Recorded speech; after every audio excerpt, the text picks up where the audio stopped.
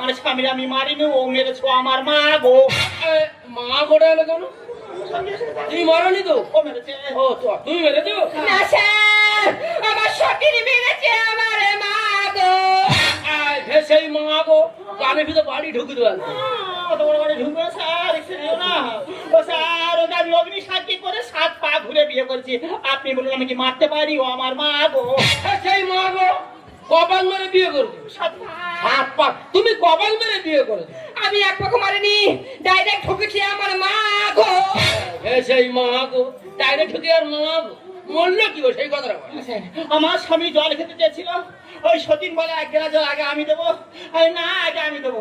এই বলতে বলতে 2 গ্লাস জল একসঙ্গে দিতে গিয়ে আমার স্বামী খেতে পারেনি, বিষম খেয়ে আমাদের ছেড়ে চলে গেল। আমার স্বামী